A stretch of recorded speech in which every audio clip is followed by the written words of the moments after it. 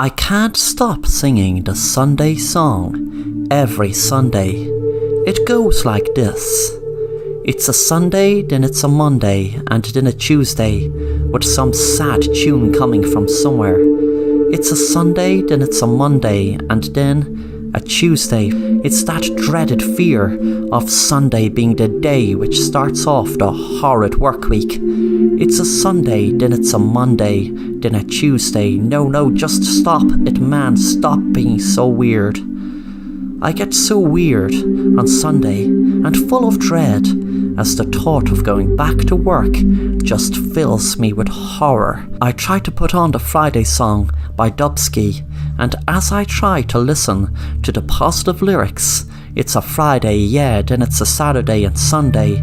The words then sound like it's a Sunday, then it's a Monday, and then a Tuesday, and I scream and shout in agitation. I then jump in the shower and I find myself singing, "It's a Sunday, just shut the hell up, man. Just stop it. Just accept the fact that you are going into work for another week." And in that moment, while I am showering, I can smell body odour coming from somewhere. I recognise the body odour as it belonged to an obese male colleague of mine who committed suicide at work. It's a Sunday, then it's a Monday, and then a Tuesday, and as I stare at him in horror, I start to sing along with him. Then a third person joins in the singing while I am showering, and it's another colleague. Then in my bathroom, I have everyone in my office just singing in my bathroom. It's a Sunday, then it's a Monday, and then it's a Tuesday. Then it was just me singing the song while all of my colleagues are listening while I am showering in the bathroom. It's a Sunday, then it's a Monday, then a Tuesday. What a horrid, depressing existence this is.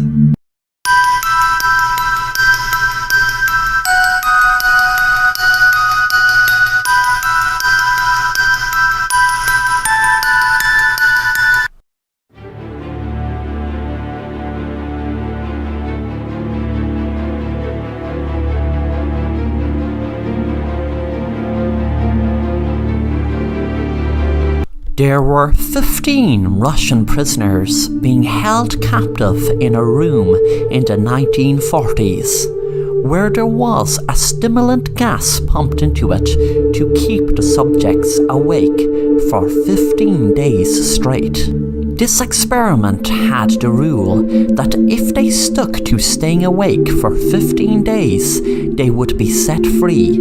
There was just enough gas pumped in to keep them awake, but monitored really close as the gas in large amounts would kill them. This was back in the 1940s, so there was no CCTV cameras.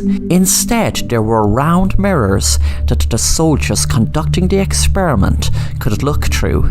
Also, there were mics scattered around the room to pick up their conversations. The first 5 days they started speaking about traumatic experiences.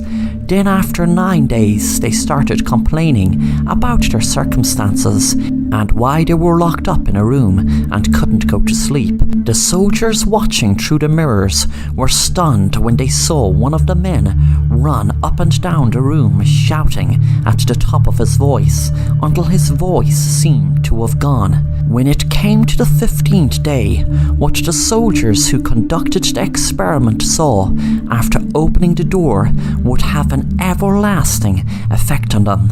There was carnage in the room.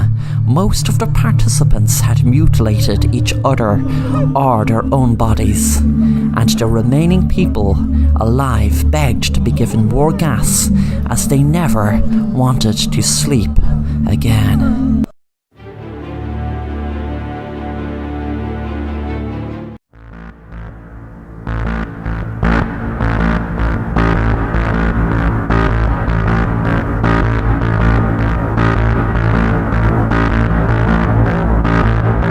Dave was walking through the woods at 10 p.m. when he thought he heard a noise in the bushes. He looked around and saw no one, but he sensed there was someone watching him. He never walked into the woods more than a mile because everyone that knew the woods knew that it could take hours, if not days, to find your way out. The further you went in, it was like a maze after a while. He continued to walk on when suddenly 2 people in black jumped out of the bushes in front of him and held a gun to his head. They said, "Don't move and you won't get hurt. Me and my friend here have a little game we like to play. It's called The Hunt. You, my friend, will be human prey. We are going to give you a head start of 10 minutes. And me and my friend here are going to hunt you down. And if we find you before midnight, then we will shoot you, of course, and you will be dead. But just for the slightest chance of you surviving past midnight or escaping these woods, then you are free to go. Even if we spot you after midnight, you will be free to go. You will have your freedom." Dave was shocked at what the man just said and was about to walk back from the woods so he could leave. But the man said, "Do you think we are stupid? You are not allowed to go that way. You're only meant to go deep into the woods. And don't think about coming back. We have dozens of more people on the lookout in case you decide to leave the easy way. But don't worry, it's just me and Bert here who will be hunting you down when you go that way deep into the woods. You ready to go, boy?" Dave said, "I'll go, but please don't kill me," and Dave ran and ran. 10 minutes later, the men followed him. Dave luckily knew of a great hiding spot that hardly no one knew except himself and his son, who unfortunately was murdered just a few weeks ago. Dave hid in a small little cave that was hidden by trees that he hoped the men didn't know of. Luckily, Dave spent most of the time there, and when he got out at 2 minutes to midnight, he exited the cave to be greeted by the 2 men holding the guns right to him. One man said, "Hey there, boy, did you really think we would be stupid enough to not know about that little cave there? And do you know there is still 2 minutes left? That is plenty time for us to shoot and kill you. And guess what? That is exactly what we are going to do." Dave lifted a rock, blocking his face as the men shot him several times in the chest.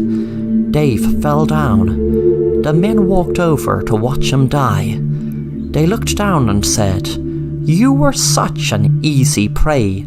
Dave smiled up at them. The men wondered why he was smiling after being shot several times. One man asked, "What's so funny?" Dave said, "Ever hear of bulletproof vests?" Then he pulled a rope and a trap fell over the 2 men. Then Dave said, "That boy you hunted down and killed a few weeks ago was my son, and I could have killed ye back then, but I wanted to hunt ye bastards when ye were hunting your prey, which unluckily for ye was me." Within seconds, Dave turned into a werewolf at midnight, which he knew he always did every single night there was a full moon, and he chose tonight to be the night he would wander down the road knowing that they would try their luck at finding prey.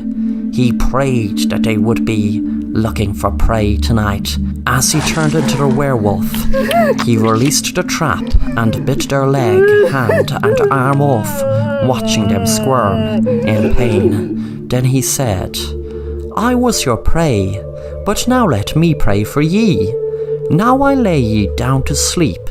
I pray to the devil your soul to keep. When ye should die in this place of doom, I pray the devil keeps ye a very hot room." And then, within seconds, they were dead.